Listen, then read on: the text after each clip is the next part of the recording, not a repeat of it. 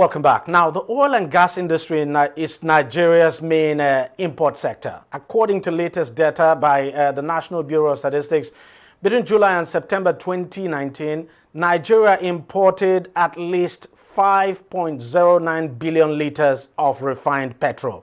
The country's huge dependence on importation has given room for inefficiencies and has positioned the sector for massive corrupt practices by both public and private sector players. And it's actually one of the reasons why there's been this long call for Nigeria to refine the petrol it consumes. But of course, that has not happened because our refineries are actually not working. And of course, we all know the kind of controversy the recent plan by the federal government to renovate or do a turnaround maintenance now on the Port Harcourt refinery. We know the kind of controversy that is generating. I'm talking about the $1.5 billion maintenance budget now for the Port Harcourt refinery. Now, a recent study carried out by the Nigerian Extractive Industry Transparency Initiative revealed lapses in the distribution chain of petroleum products. The report showed that several years since the Nigerian National Petroleum Corporation,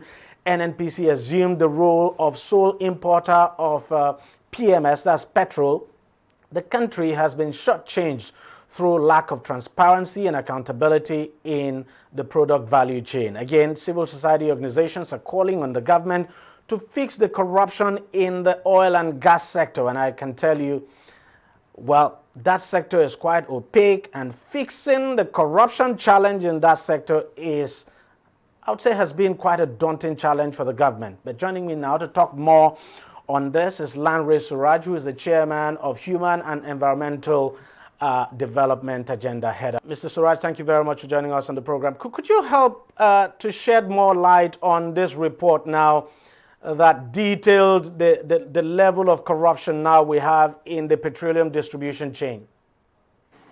Yeah, thank you, Mr. Badimosi. And I think this is actually very instructive for all of us.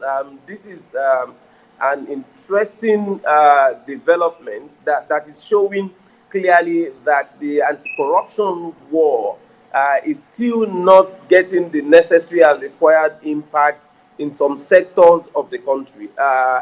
Most importantly, like you said, the opacity in the oil sector is actually beyond imagination. But it's a grand design by both the public office holder and even the private sector, consciously designed to ensure that there's the funnel through which corrupt and dirty money can be derived from the system, and more importantly, at the expense of the people. So where you don't have the refinery functioning, then you would have such an ad hoc and even more like an aberration, like the Petroleum Pricing Regulatory Agency, PPPRA, which is a function of the absence of the refinery. The same thing with the Petroleum Equalization Fund. The same thing you have with the subsidy regime. All this would not have happened if we have a functional refinery. And the turnaround maintenance that you have seen year in, year out, it is also a design to create some kind of a new population of certain set of people to make some very quick money at the expense of, like I said, the people and even the detriment of the image of the country. So the report is just re-emphasizing the fact that we're still far from the solution to the problem. The current government, and I can remember the immediate past Petroleum Minister of State, Ibe Kachuku, assured Nigerians that we would stop the importation of petroleum products by 2019. That was an assertion he made in 2016, giving a 3-year term for the country to functional, through a functional and also effective refinery and refining system, would not be importing petroleum products. But unfortunately, that never happened. As a matter of fact, he even promised he was going to resign if that should not happen by 2019, which he never did. Unfortunately for us, again, is that it has continued. So this current government is gone for 5 years. The only thing that you have for this government that you can say, okay, it's a bit different from the other previous government, is that we've not had the issue of petroleum scarcity in the last the 5 years we are about in the country, which is another form of the hardship that is consciously and deliberately inflicted on the Nigerian people Now, to benefit from such an essential sorry to interrupt you, but it's quite interesting that this is coming at a time when the government is actually, bent on deregulating the industry. And, the argument has always been that, look, one of the reasons, as a matter of fact, the main reason why corruption continues to thrive in that industry is because of the lack of deregulation. If you do not deregulate the sector and you continue to have the government, essentially solely run it as we have it now, where the NNPC, for instance, is the sole importer of petrol, then you would continue to have this corruption in the system. So that the best way to deal with it is to deregulate and privatize, for instance, the refineries. One of the reasons, for instance, people say, there's that argument that one of the reasons the refineries have never actually worked is because, they're actually run by government, that if you privatize them, deregulate the sector, then we might see a change. But the issue is that the labor unions in the country are even opposed to it. And quite a number of Nigerians are still not sold on that idea at all. Yeah, I mean, it is extremely difficult for people to actually be sold to that, and it's very simple. We've been talking about deregulation and also removal of subsidy for as long as I can remember. If you remember very well, Mr. Bademos, you would recall when former President Olusegun Obasanjo even promised that, after the last deregulation that it was done, and that was at the time where he even had to demolish as a justification for, the deregulation and subsidy removal.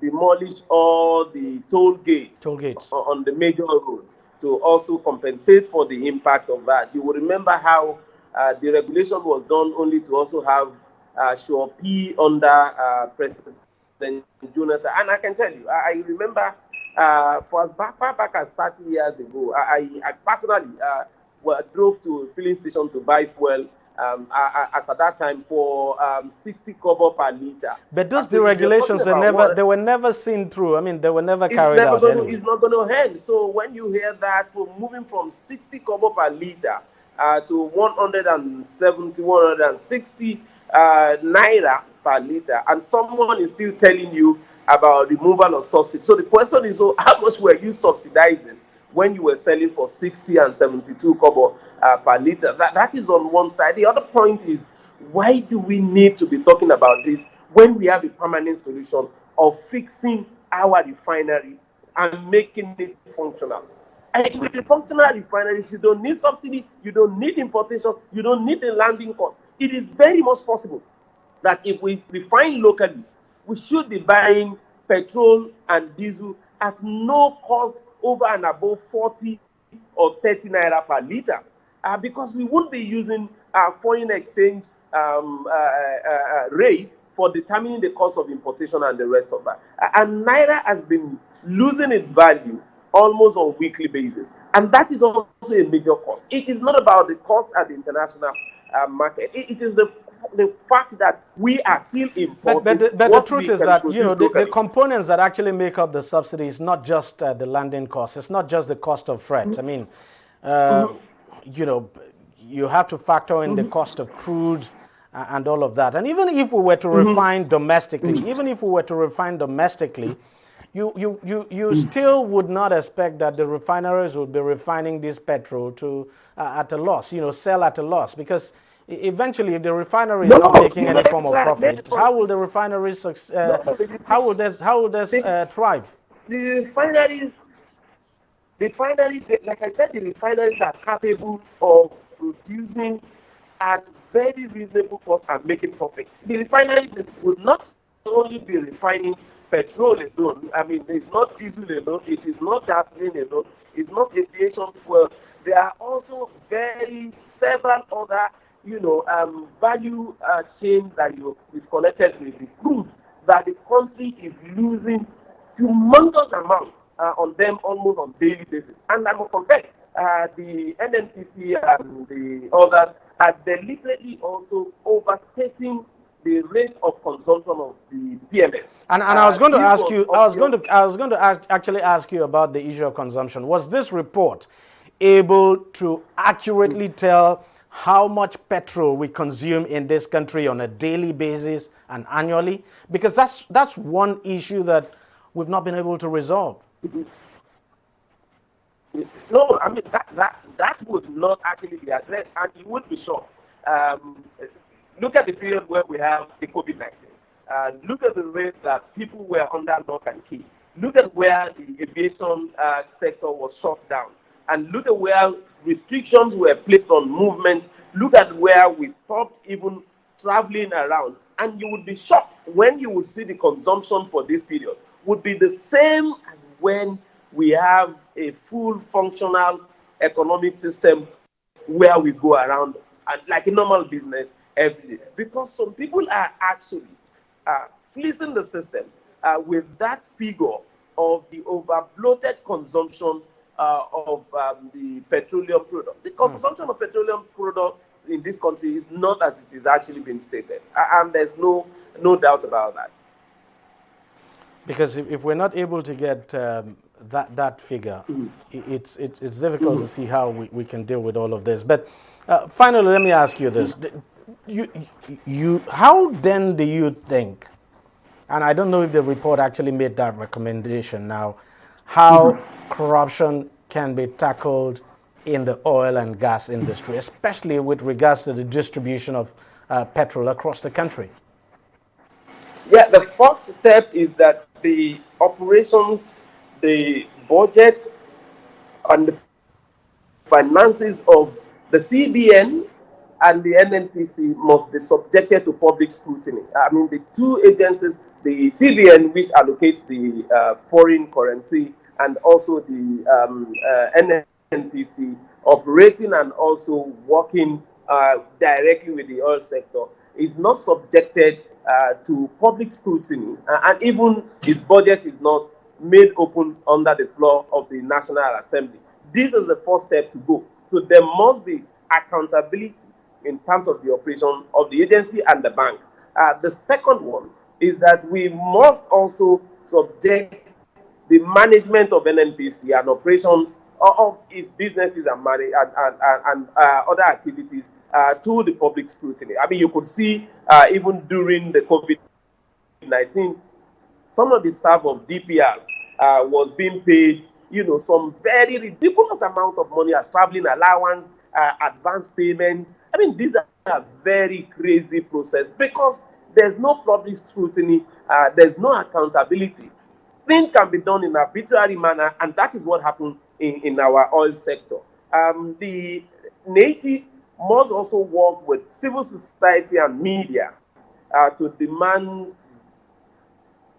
very effective accountability from the operators in the oil sector, not just the NNPC, including the IOC that are involved with the export of the crude, and also all those who are involved in the importation of refined products, who have been doing what they call the round tripping and forging documents to collect subsidy from government. So the subsidy regime needs to be scrutinized, needs to be sanitized. We saw the prosecution by EFCC where quite a number of the operators are still undergoing prosecution for defrauding the country with fictitious delivery and supply of petroleum products. So we need to sanitize that environment and make it very difficult for people to survive on the basis of fraud and corruption in the oil sector. Lanre Suraj, thank you very much for your time and thank you for your contributions. Always my pleasure. All right, we'll take a short break now and we'll be right back. Stay with us. Opinions are free, facts are sacred, but truth is universal. How, in practical terms, can we, for instance, de-escalate the tension? President must see himself as the President of the Federal Republic. We know where the enemy is. 3 places. The Lake Chad Basin, the border area between Nigeria and Cameroon, and then the Sambisa Forest. On DEJI360, we give you a complete dose of everything. Opinion, facts, and undiluted truth. I hardly believe what politicians say in this part of the world. A new Nigeria is possible, a future is possible. We delve into the issues, dissect it so that you can understand it, and use it to take action. I don't think there's any need for any governor to look for grant for ranching. DEJI360, dissecting the issues.